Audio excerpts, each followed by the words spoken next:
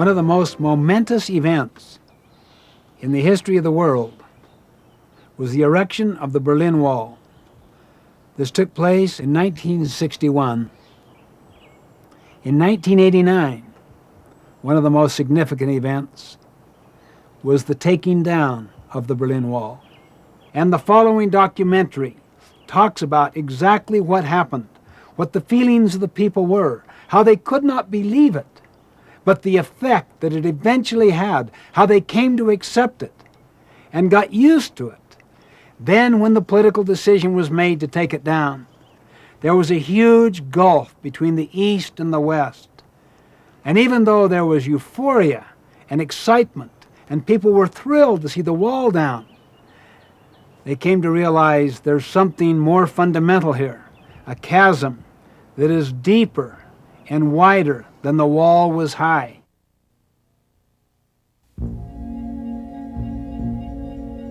I remember the night of August 13th, 1961 very vividly. I was 10 years old at the time, and we had lots of visitors staying in our apartment from the eastern part of Germany. As they had come over the border, they would all tell us that something awful might happen. They didn't know when, but that it was imminent. And they saw barbed wire rolled up, and as a child, I had no idea of politics, but I knew the feeling of gloom that was in those people that were reporting that to our family. And indeed, that night the wall went up.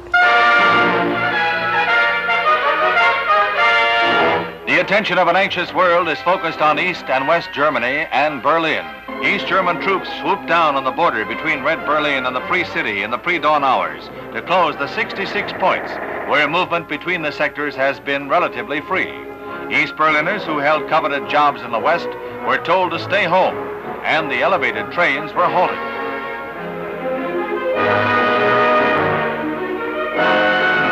Mayor Willy Brandt, commenting on this latest Russian move in the war of nerves, cautioned East Berliners against revolt, exhorting them to do nothing rash. The mayor, along with other West Berlin authorities, feels that some minor incident might give East German and Soviet troops an excuse to oppress the people further. 2 battle-ready Soviet army divisions have ringed the city to bolster the army of the East German puppet government. Meanwhile, the Allies set to work immediately to draft a strong note of protest. Even when the corridor to Berlin was blocked and the Allies resorted to the famed airlift, free movement within the city was never interrupted. The Russians have told their people that the border was closed to prevent the infiltration of agents from the West. Never a word about those who fled to the arms of freedom, fled from the rule of guns and tanks that cast ominous shadows on the red side of freedom's border.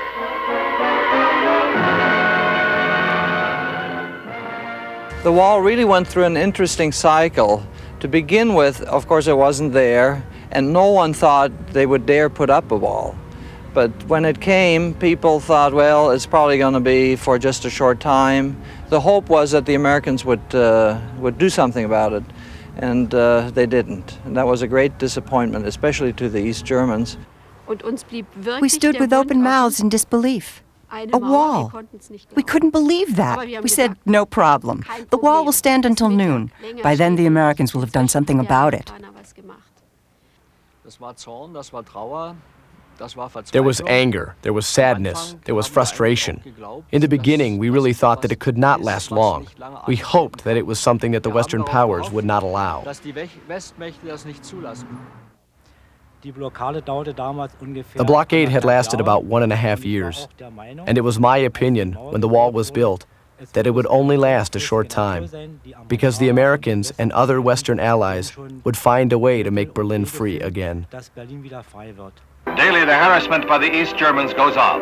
They have sealed off famed St. Hedwig's Cathedral, and West Germans can no longer worship at the church where their forefathers were christened and were buried. The communists have never learned that they can never erect a wall between the faithful and their God. The boots of East German soldiers on never-ending patrol sound a tattoo of oppression.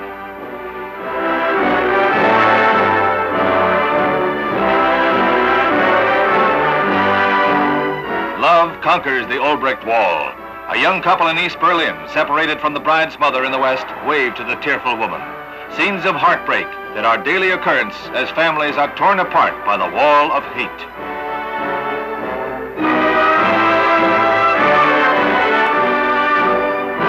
The tears of a mother, the sadness of a bride. That is Berlin today.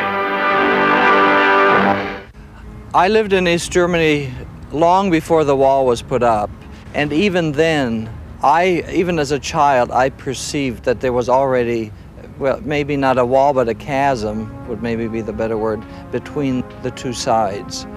To live in the Russian sector, you were looked down upon, like, oh, they're over there with the Russians. You always kind of hoped that you could go over to the other side, even to do a little shopping. And you felt, oh, are they lucky to be on this side of that, really just a street where somebody said this is the border between East and West. I had an uncle living in East Berlin, and they had the attitude that the wall never would come down. Well, I was 20 years old when the wall was being built. At that time, I was living in a small town, some 100 kilometers away from Berlin. And then when I came to Berlin, that was in 1968, the wall was already there. So I took it as something natural. I had no relatives in West Berlin, so it didn't hurt me so much as other Berliners who had their aunt or their daughter or their father just living next door in West Berlin, and they couldn't visit each other anymore. The most tragic part of it all was that a lot of people learned to accept the wall, even to the point of condemning those who were willing to risk their lives by trying to escape over the wall. They were willing to die for it. Many were willing to give the government the right simply to shoot those people. That was, for me, the greatest sign of inhumanity. I grew up in Berlin. The wall was part of the city. We didn't know anything else. For me, it was almost like every day, you know, that wall is there, and it became a permanent fixture in my life. Yet when I talked to my parents, they would always say, this wall has got to come down. You know, something will have to happen. This can't go on forever. Many of my relatives, none of them thought that it would ever come down. I said, have faith, you know, maybe it'll come down. They said, look, our parents had faith and they're dead now. The communists had such iron control. Everyone there felt like they were in a prison. The whole country was like a concentration camp to them. As the communist barrier between East and West Berlin grows higher and stronger, the more determined grows the will of those in the East to escape. Smoke and tear gas bombs sometimes boomerang on the East German troops.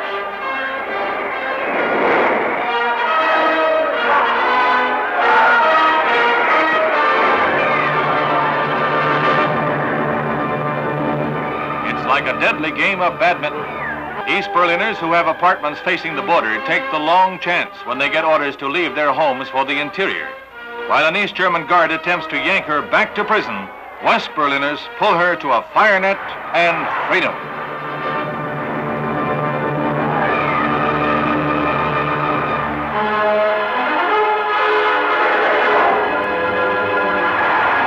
The East Germans don't seem to have guards enough to plug every hole. When a soldier's attention is diverted by others, a hole is cut in the barbed wire and Khrushchev's face is slapped again. At times, the border guards seem to make but half-hearted attempts to stop their fleeing countrymen. They never use their guns within camera range, though there have been many reports of shootings. Maybe someday they too hope to sample the sweet taste of freedom. In 1963, Kennedy was in Berlin and stood just down a ways from this point at Checkpoint Charlie and said to look forward to the day when the wall would come down. So let me ask you as I close to lift your eyes beyond the dangers of today to the hopes of tomorrow. freedom is indivisible. And when one man is enslaved, all are not free. When all are free, then we can look forward to that day when this city will be joined as one, and this country and this great continent of Europe in a peaceful and hopeful globe. When that day finally comes, as it will, the people of West Berlin can take sober satisfaction in the fact that they were in the front lines for almost 2 decades.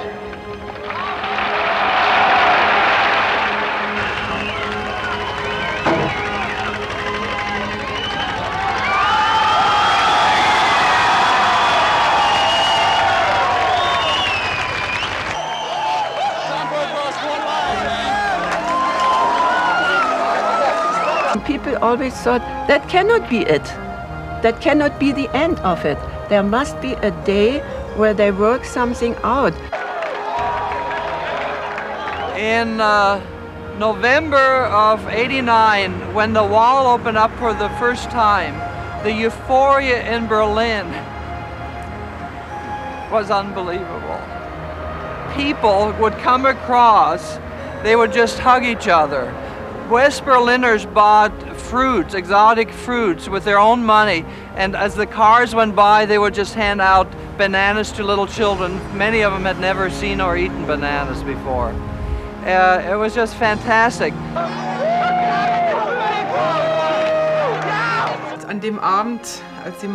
On the evening when the wall opened, they showed it all on television as it happened. We sat in front of the TV and cried. The emotions were just overflowing.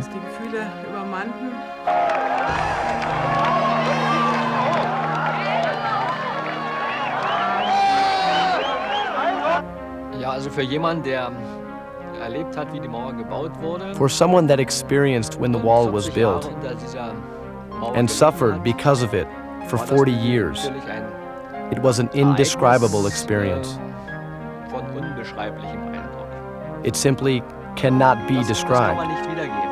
Euphoria is not the right word for it.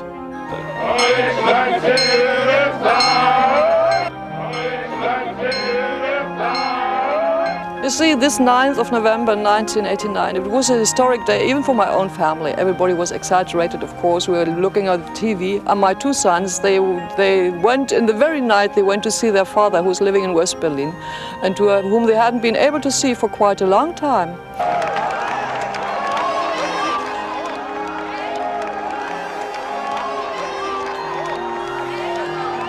The 12 crossings up until now have been so frightening for me. You never know what to expect, and they really had me over the coals several times.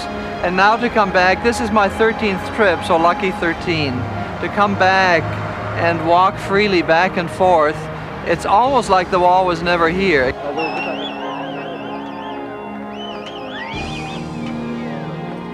When the wall came down, I realized that what my parents had always told me, that these folks are actually human beings that don't mean to kill other people. They were ordered to do that. And as a child, I was always really frightened by them carrying their guns and looking at me through their binoculars. When I saw them lift people over the wall, hugging each other, that was affirmed in my mind that these were just as human as I ever was.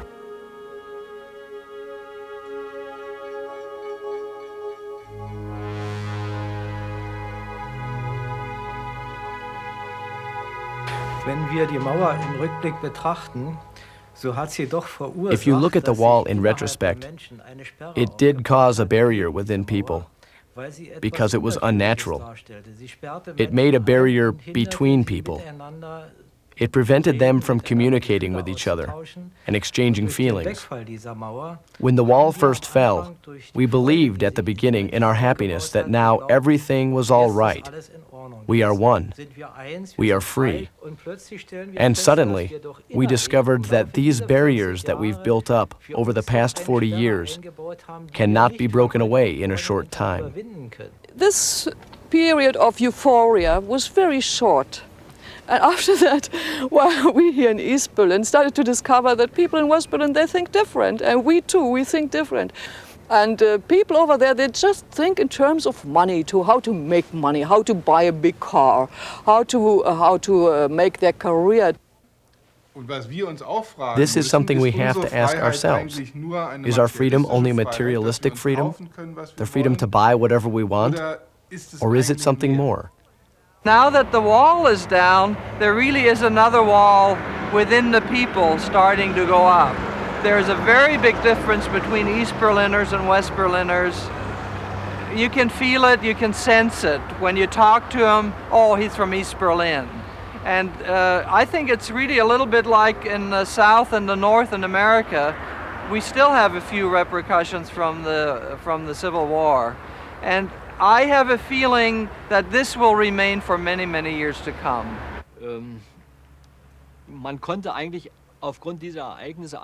One could be under the impression that now, an era of greatest bliss and joy would begin. This was not the case. But reality caught up with us quickly. Just as the wall fell, the trench between the West and the East deepened. Now, the trench is deeper than the wall was high. I dislike actually to call it unification. To me, it's rather a kind of occupation, you see. I was one to be against the unification. I don't like this great Germany we have now. You know, there are many people like me. I feel I'm not a German to such an extent. I feel I'm sort of a stateless person. The vision that brought the wall down really needs to continue in order to overcome the last chasms that are still between the two Germanys. There are people at work that are trying to overcome that chasm, or that other secondary wall, the spiritual wall, maybe, so to speak. Only if people are at work in that respect can Germany really be reunited. West of the wall, I'll wait for you. West of the wall, our dreams can all come true. Though we're apart a little while, my heart will wait until we both can smile. That wall built of our sorrow, we know must have an end. Till then, dream of tomorrow, when we meet again. West of the wall, where hearts are free. West of the wall, your heart can come to me. And in my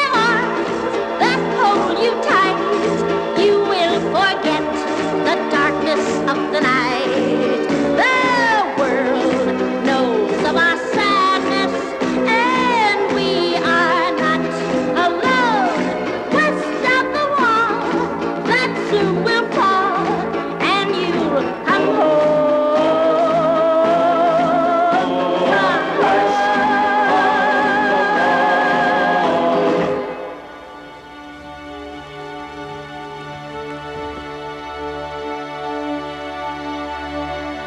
The wall is an extremely powerful metaphor for what happens inside organizations. The building of walls, the building of barriers.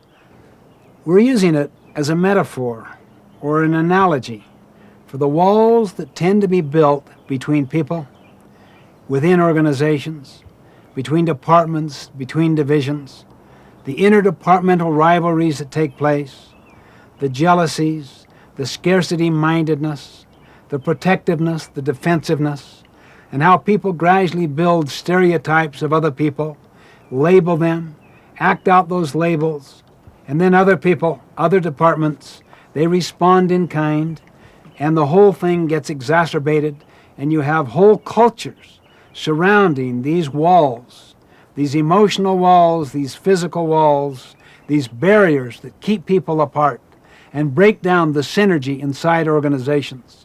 Sometimes the language has been used, we just threw it over the wall. Manufacturing throws it to design, design throws it to marketing, and it's not our fault, it's someone else's fault. This is a tremendous metaphor for us as individuals in our relationships and organizations. You cannot force things. It takes time. It's like the Chinese bamboo tree. You plant it and you see nothing for 4 years. Nothing. Literally nothing. A little bulb and a little shoot. And that's it. 4 years. And you work diligently. On the 5th year, the Chinese bamboo tree grows 80 feet. Similarly, if people will follow correct principles and will keep attempting to communicate, to examine the walls that exist between them, the underlying assumptions and stereotypes they have of each other, which become self-fulfilling prophecies, and continue to communicate openly and honestly, and to affirm their good motives to build a synergistic culture, eventually it will happen. And that will take time and patience. It will take a process and leadership and proactivity on the part of many people exercising their initiative and continuing their efforts to communicate